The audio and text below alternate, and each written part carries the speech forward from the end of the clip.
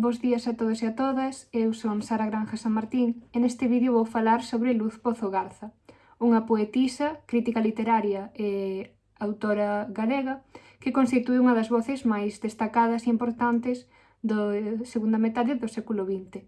Pertence á chamada como a promoción de enlace que se atopa entre a xeración do 36 e a xeración das festas minervais, que se caracteriza polo tratamento de temas intimistas e existencialistas, así como compromiso social.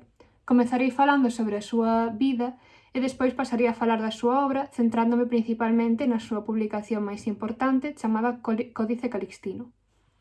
Nace en Ribadeo en 1922 e a idade de 14 anos, por mor da Guerra Civil e da persecución que sufría seu pai, que era militante na esquerda republicana, verase obrigada a fuxir ca súa familia, instalándose primeiramente en Lugo e despois en Marrocos. Cando regrese a Galicia, uns anos despois, instalarase en Viveiro e alí rematará os seus estudios de bacharelato, estudando tamén estudos musicais de solfexo, piano, violín e laúde, que deixarán unha enorme marca na súa obra. Estudará tamén Maxisterio e Filoloxía Románica. En 1950, a idade de 28 anos, convertirase en membro correspondente da Real Academia Galega, aínda que non será ata 1996 que se converte nunha académica de número, co discurso Diálogos con Rosalía, e será a primeira muller en ocupar un posto de dirección e a segunda en ocupar unha cadeira no pleno.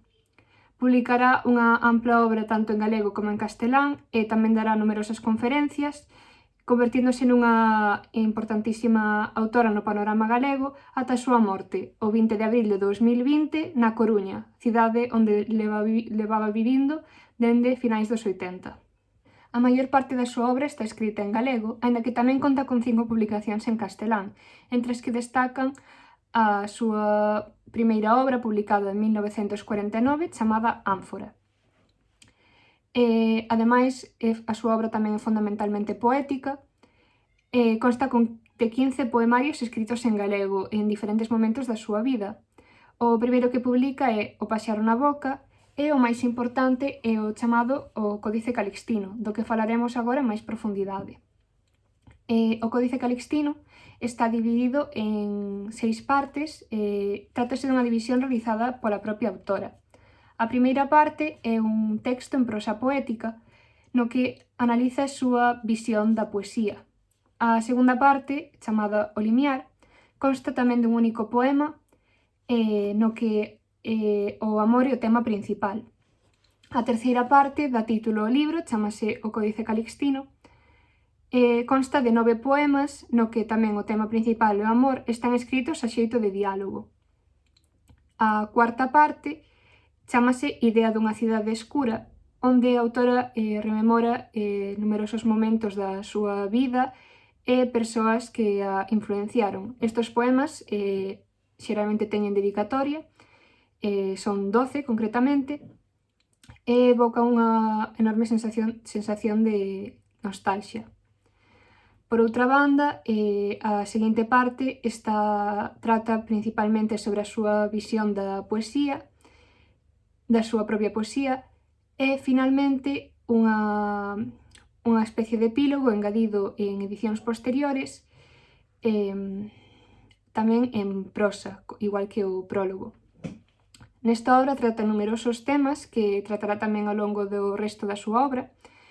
En primeiro lugar, o eixe temático fundamental é a contraposición do amor e da morte, simbolizados como a luz e a sombra.